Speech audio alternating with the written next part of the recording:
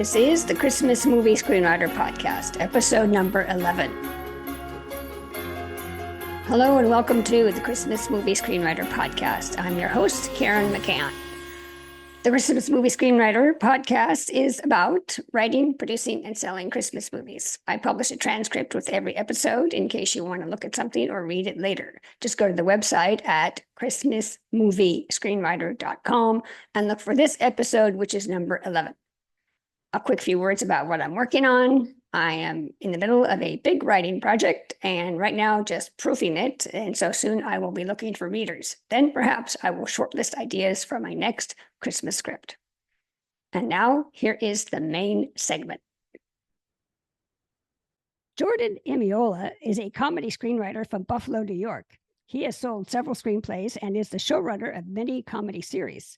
During the pandemic lockdown in 2020, Jordan wrote and directed the award-winning feature film Zoom comedy Christmas Staycation, now streaming on Tubi and on DVD everywhere. Jordan's newest feature rom-com, Love at First Spite, is in post-production. Jordan's newest Christmas movie, My Fiancé Still Believes in Santa, is in pre-production. Well, Jordan, welcome to the podcast.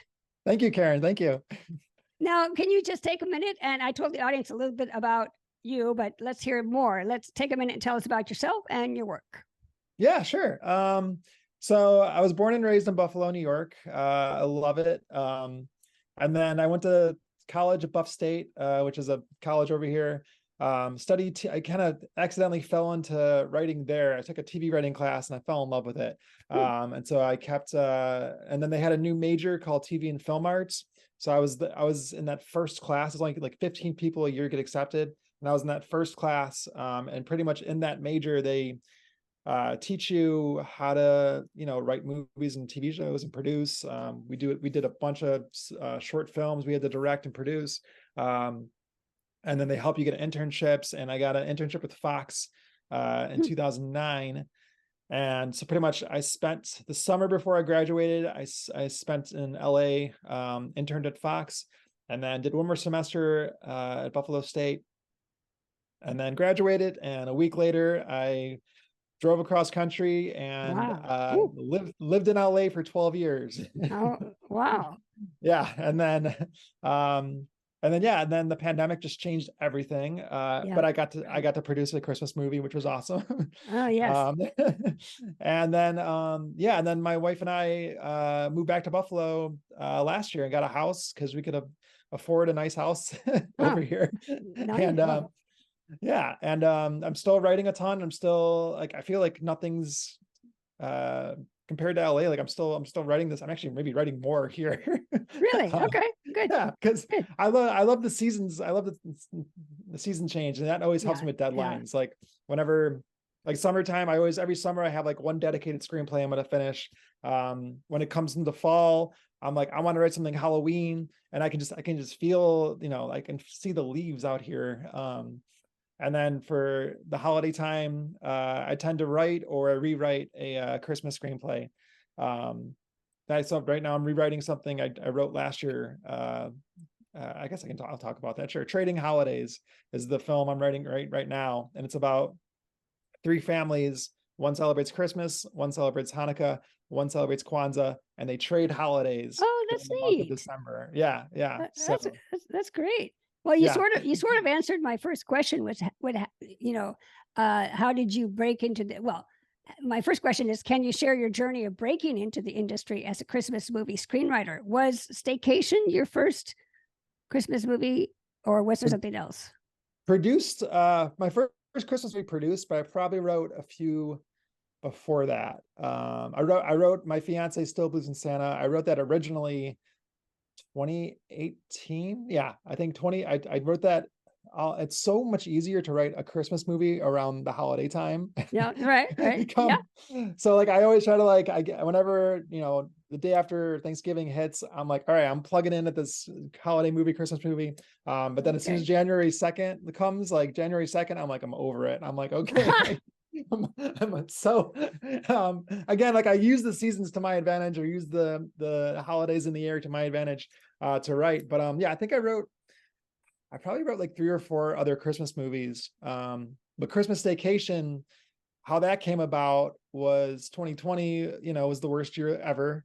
Right. Yeah. I lived in the middle of Hollywood, and we were in lockdown for so much longer than like everywhere else. But I went back home to Buffalo for Christmas that year, and everything was open. But here or in LA, everything was closed. But anyways, how that came about is I think I was depressed for like 4 or 5 months. And then I was like, like everything I wrote, I just did not like in that year. I just, the energy for that year was sad, right. too sad. Yeah, I bet.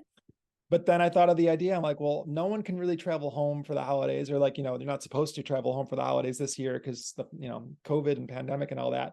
And I was like, well, what if I wrote a movie about a family who can't see each other or can't be with each other on Christmas, but they decide to throw a Christmas party on Zoom? Yes. Yeah. And then I kind of just worked, I had that idea and I kind of worked backwards from that. And I was like, okay, I got the main character and she has to convince her dad that this is going to be fun and convince her family to come along and like make the best of it. And and I pretty much just recruited a bunch of my actor friends. And we would do table reads before we shot it. And we just had a blast making it. Like it was just something to do because none of us could really leave our houses at that point. Smart. That's smart. So, yeah, so we just, and it was so much faster than like real life production because it's all on Zoom. Yeah. And saves money. Yeah, it saved us a ton of money. And then we made it and it turned out really funny and I loved it. I still love it. And we got distribution. We finished it like December 10th and just put it on YouTube. And we had like a YouTube premiere just for like the cast and crew. And then they shared it with all their friends and family on YouTube. And then, and then I found distribution for it like the following year because it kind of people were talking about it. And then, I got distribution 2021. And then it got on DVD and on Tubi and a bunch of other streaming services. Oh, congrats. So how do you balance meeting audience expectations and staying fresh and not predictable or cliche? Ooh, that's a loaded question. I would say, for me, I write a lot of comedy. So I think, in terms of like expectations, you want to make people laugh. And I think when anything I write, I do multiple table reads of it. Every time I finish a draft, I'll do a table read of it. And then do another draft and then do a table read with that. And a table read, if who doesn't know what that is, it's when you get a bunch of friends together or actors, usually, a lot of my friends are actors. We do it mostly on Zoom now because again, the pandemic changed everything.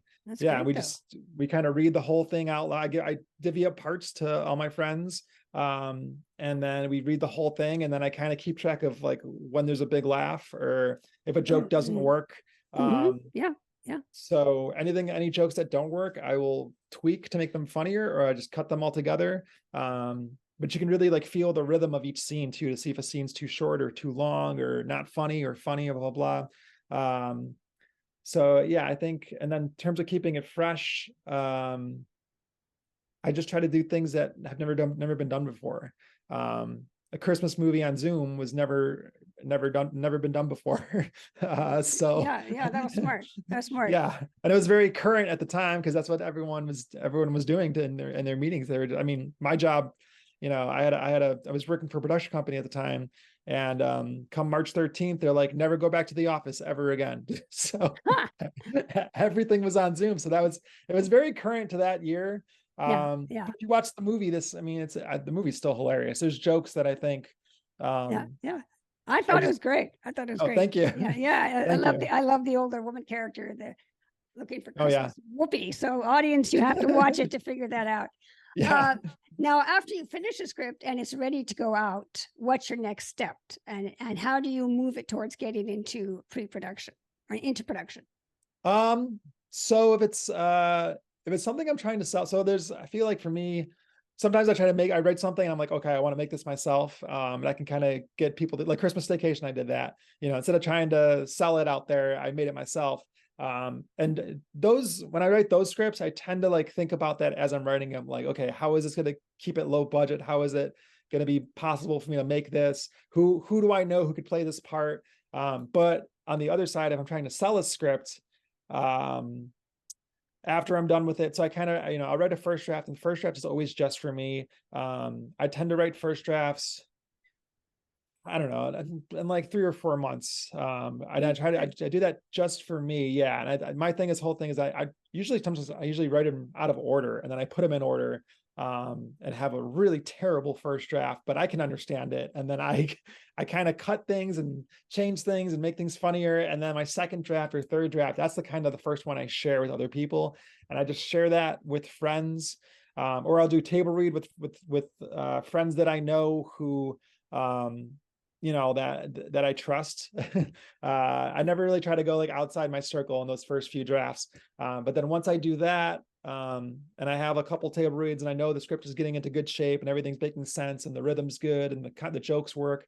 Once it's in good shape, I will try to sell it or option it. And I will, for that, let's see, I actually teach a whole class about this, but I pretty much find production companies that, if it's a Christmas script, I find production companies who make Christmas movies. For me, I'm mostly into comedies. I try to find, comedy production companies. You never really want to reach out to a production company who doesn't work in your genre, because you're just kind of like wasting time on both ends. But you want to make sure you find a production company that's in your genre. So a lot of times I'll go on IMDb Pro and find a production company, or if I have like, some connections somehow, I'll reach out to those connections. Sometimes if I find a producer who does certain type of movies, like certain genres, or say I wrote like a family comedy, I'll find a producer who does family comedies, see if they're on Instagram, or see if they're on Twitter. Yeah. Many people don't think about that, but like, especially it's Instagram, you can message anyone. Doesn't mean they're going to reply back. It's like a 1 in 10 chance, but still, if I send out 100 messages on Instagram, 10 of them are going to get back to me usually. Are you just trying to start a relationship on those Instagram messages, or are you saying, hey, I've got the script, would you like to look at a synopsis? It kind of depends. I would say sometimes, because I do have my own podcast too, and sometimes I just try to make relationships on Instagram, or just I want to pick their brain. Right.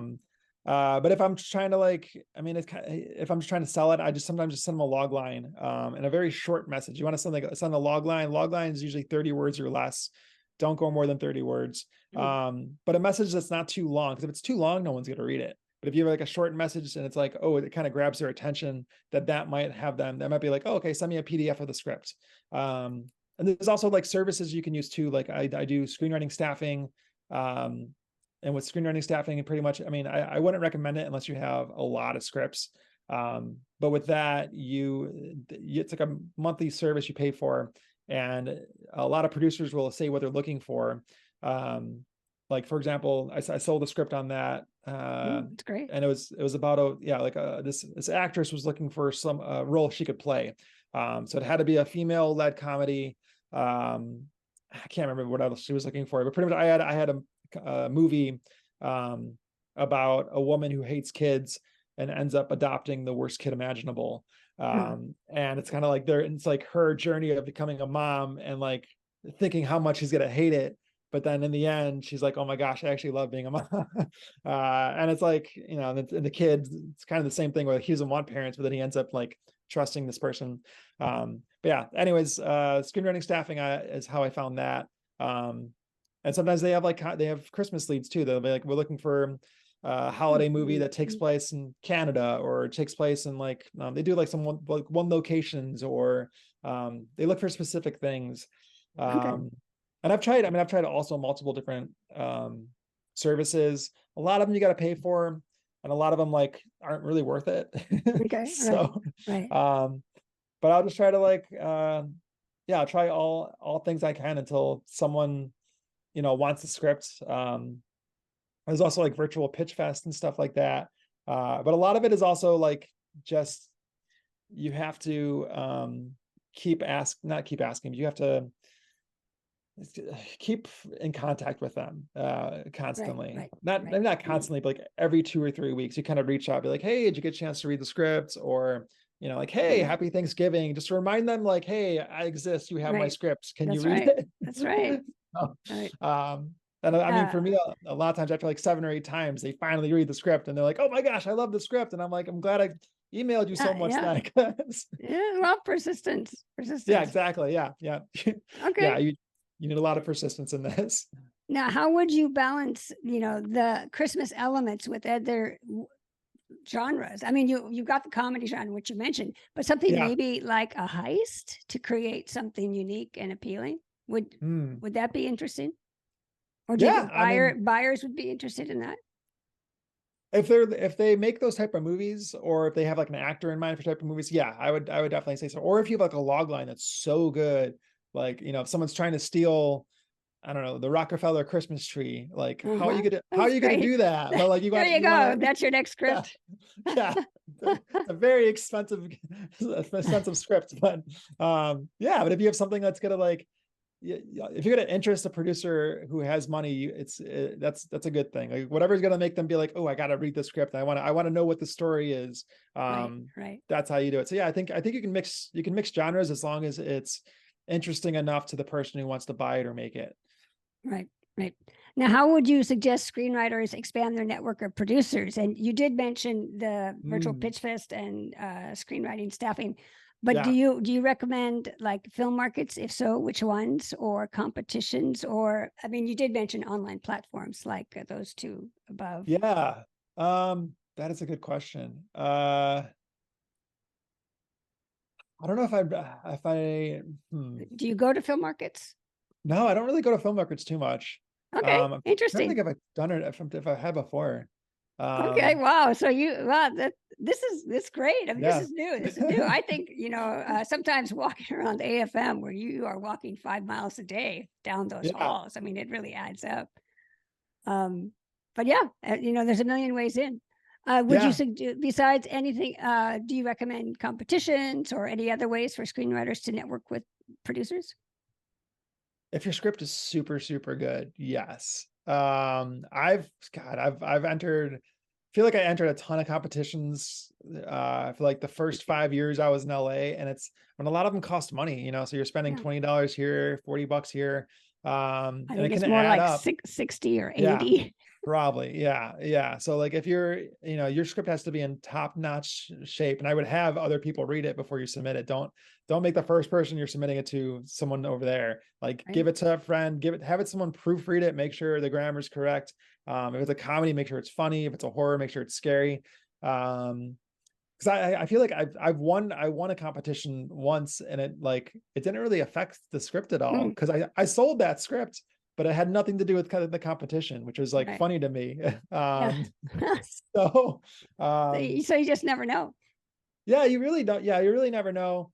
But I would say if you're gonna do some, like only do a handful. Like choose the ones you really think you have a shot at, or like the prize is worth it, or like, because like yeah, if you do all of them, the money will like add up so much, and like it might just be better for you to like just take that money and make your own movie. There you go. Yeah, I like that. Yeah. I like that idea better. Now Yeah. you sort of answered my next question, which was, do you attend film markets to pitch your projects? So the answer is no. No, not But really. Yeah. do you? So you're pitching them yourself. Do you try to find a representative, or do you have a rep? I did. And they didn't really do anything for me. No, okay. That's good to know. That's good to know. Yeah. Yeah, I mean, yeah, I had an agent one time, and like she promised a bunch, and then I never really saw it delivered. And then she like quit. She quit during the pandemic. So like I never saw her again. Oh, well, that answers that. Yeah. Yeah.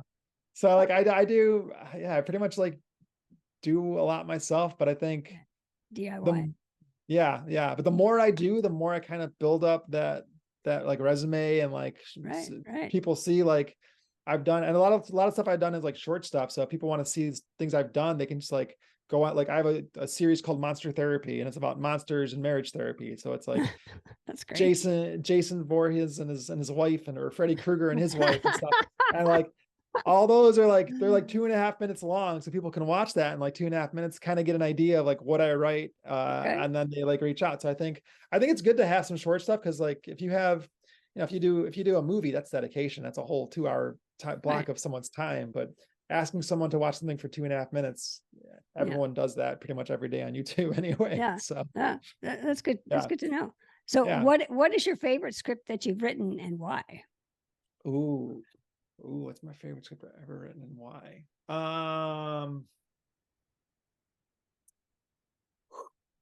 That is a good question. Because I'm still, a lot of times I'm like, if I'm really into something, it's like my favorite thing at that time. Right. But then when I look back years later, or like, because a lot of the scripts, some scripts that are like the most successful for me aren't necessarily my favorite thing, and some of my favorite things had never gotten made. But I would, okay, the one I'm thinking about though right now, maybe it's because it's the holiday time, and maybe because I'm on a Christmas podcast, but it's probably My Fiance Still Believes in Santa. Okay. Uh, That's that's good answer. that's yeah, it's still one of my favorites. I wrote the first draft in like a month and a half, and then I punched it up here and there. But it's got everything I love when I watch a movie. It's got a lot of good jokes. It's got a lot of comedy. It's got a lot of heart. It's got uh, relationship struggles. A lot of family stuff. Yeah, the log line for that is pretty much about a guy who wants to ask his girlfriend to marry him, but when he asks her family for their blessing, they tell him, listen, she has not stopped believing in Santa Claus for 35 years. And if you're going to ask her, you have to do this for the rest of your life. You have to find a Santa to come down the chimney every single year.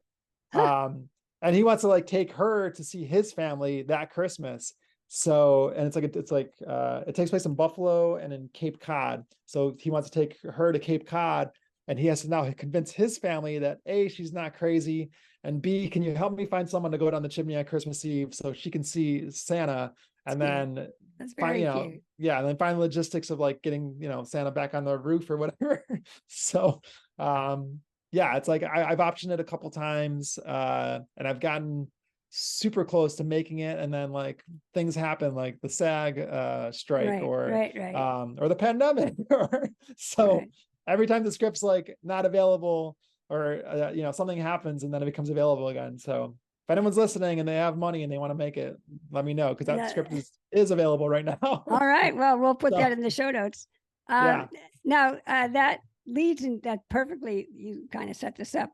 Leads, having a script fall through, or getting close with the pandemic, or people fall out is stressful. So getting a movie made can be stressful. So how do you maintain a work-life balance? Do you have any hobbies? Besides writing, I mean, I guess writing isn't really, my wife always tells me, she's like, you need to get more hobbies, because like all you do is write. But you got podcasts. Yeah, I got a podcast which is also about screenwriting. That's the Deadline Junkies screenwriting podcast. And we interview TV showrunners and TV writers and some movie writers as well. But yeah, what else do I do? I mean, it's weird. Like all my hobbies somehow have to do with writing. Like if I watch TV, I'm kind of thinking in the background, like, oh, that joke was so good, or like, I'm like, I think about the ending or how it's going to end or whatever. But yeah, what else do I do besides you're dedicated. You're dedicated. Yeah. I would say making your own stuff too. Like if I can do a short film and like I really have a small amount of time, I will do that. Like I went camping like a month ago, and my friends and I were all drinking, and my friend was like, we should make a short film, and I was like, yeah, man, let's do it. And then the next day when they were all sober, I'm like, okay, guys, I got the script, let's do this. And they were like, what? So well, that's great. I kind of had to force them to like do it. But like I was like, you guys are so gung-ho about this at 3 a.m. Like, why not now? So when the sun rises, who knows. Yeah. So what advice would you give to your younger self? Ooh. I don't know. That is a good question, because I mean, I feel like as you get older, you don't realize how hard it is to like break in or just like make a movie or sell. But I don't know if I would tell myself that, because I might discourage myself. So, but I would say, what advice would I give to my younger self? You know what? Write every day. There you go. I think that's something I'm better at now. And I've been pretty good with it, but I think if you're serious about screenwriting, you have to write every day, or at least like I do the 5 minute a day rule, where it's like before I go to bed, I wrote for at least 5 minutes, or like I open the script on my computer and I like punched up some jokes or whatever. But like usually if you do 5 minutes, sometimes your brain wants to go into gear and do a lot more. Or sometimes it's just like, nah, I don't want to, but at least it stays in your subconscious. So the next day it's going to be easier for you to think about what you wrote or the script itself or whatever. So yeah, I'd say write every day if you're young, or even if you're, just getting into screenwriting and you're a lot older, like just get into the habit of looking at your script for 5 minutes a day or more. That's doable. That's good. That's good advice.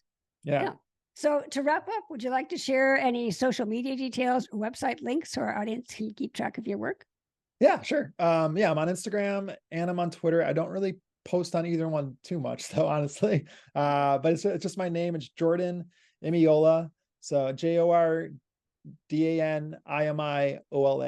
And that's it. Yeah, I'm on Instagram, Twitter. That's about it. And your podcast is called Deadline Junkies? Yeah, the Deadline Junkies screenwriting podcast. Yeah, it's a writing group that I was a part of for like 12 years, and I ran the Wednesday. Good. Yeah, it's a great. You know what? Some other advice too is have deadlines, because it's great about Deadline Junkies. It's a writing group where every 5 weeks you have to present 25 new pages. Wow, that's so great. Every 5, yeah. So I've written like, I don't know, 20, 30 movies. And then that's impressive. 15 TV shows, but it's because I had that deadline for so long. Every 5 weeks I have that deadline. And if people couldn't make their deadline, I would be like, hey, I can take your spot if you want. And then I would just, because when you have that deadline and you have a table read with like actors and other people watching, it kind of puts pressure on yourself. Yeah, that's a great idea. You want to make it good. So how many people were in the writing group? Oh, so when I started in 2010, it was Tuesday nights. Every Tuesday night we meet at a theater. And back then it was probably like, it was 15 writers in the group, and then actors. There was always like 10 actors there. But we had actors who would come. You kind of choose the actors yourself. So there's probably like, I don't know, 30 or 40 actors and then 15 writers in that Tuesday group. But then over the years, it expanded to other nights. So now it's Monday, Tuesday, Wednesday, Thursday, and Friday. And every night, Tuesdays and Wednesdays are the comedy nights. Mondays more drama. Thursday and Sunday are like a mix. And they're on Zoom too now. I think Mondays it still goes in the theater, but like when the pandemic happened, they all went on Zoom. But I mean, that it also doing it on Zoom though saved us money, because when you did it in the theater, you had to like print the scripts out and then highlight all the scripts. And printing all the scripts out. No. Yeah, it was like, okay. Well, maybe we could talk offline. I want to start my own little writers group, maybe a Christmas writers group. Nice. And cool. I'm not sure how to go about it or how many people I need, but I never even thought, which is a great idea, is having actors do the table read. Yeah. Okay. They make it better, because like a lot of times for me, like when I question a joke and then I hear an actor do it out loud and they make it funny, then I'm like, oh yeah, okay, that joke was funny. It was just, I question, because the longer you have a joke, the less funny it is to you. Right. But like sometimes when it's fresh with someone else, or you hear someone say it out loud, it helps so much. Or sometimes like actors will like say a word wrong, but it's funnier the way they said it. And I'm like, oh, I'm going to put it in the script like the way they said it. So yeah. It always helps to have actors. I definitely, you have encouraged me and inspired me. So thank you. Jordan, thank you so much for coming on the podcast. This is very informative and very useful. And I am going to start a writers group. So hello, Christmas writers out there. You can comment on this podcast on the blog and let me know if you're interested. But Jordan, thank you so much for coming on the Christmas Movie Screenwriter podcast. You're so welcome. Thank you for having me. Okay, we'll see you later. Cool. Happy holidays too. Happy holidays. And now for my takeaways. I have 5 takeaways from my interview with Jordan. Number 1, selling a script. First, share your script with friends, and then after some rewrites, do a table read with actors. Once it's in good shape, try to option it. Find production companies that specialize in Christmas movies. Look at IMDb Pro. Talk to your connections. See if the producers you want to contact are on Instagram or Twitter, or known as X, is probably a better hit rate than a cold email. Number 2, instant messaging producers. Jordan mentioned there are 2 scenarios to message a producer. One is to start a dialogue, pick their brain, and hopefully develop a rapport. The second is to pitch your log line. If you do send a log line, keep it under 30 words. And obviously, all instant messages have to be short. Number 3, paid screenwriting services. Jordan, although had success with one service, cautions that a lot of them, in his words, are a waste of time. Contests are another tricky service, so do your due diligence. Are the prizes worth it? Is there feedback? And know your budget. Would using that money instead for a short film be better spent? Number 4, getting read. Producers get tons of emails every day. It's hard for writers to stay on top of a producer's mind. On the other hand, if you send a script to a producer, don't sit back and wait for a reply. Jordan says sometimes he emails a producer over several months, 7 to 8 times, asking if they read the script. Only after the 8th time does he usually get a reply. And number 5, deadlines. Jordan credits the deadlines set by his writers group has enabled him to complete dozens of scripts. It helps being in writers groups or having an accountability buddy, but regardless, you need to set deadlines and review them. Chunk down your writing goals into small increments. It will be easier to tackle them that way. Well, that's the show. Thank you for listening. To show your support, please give us a 5-star rating wherever you get your podcasts. And you can buy me a hot cocoa on Buy Me a Coffee. Just look for the page Christmas Movie. I'm your host, Karen McCann. Thanks for listening, and I'll see you on the next Christmas Movie Screenwriter podcast. Bye.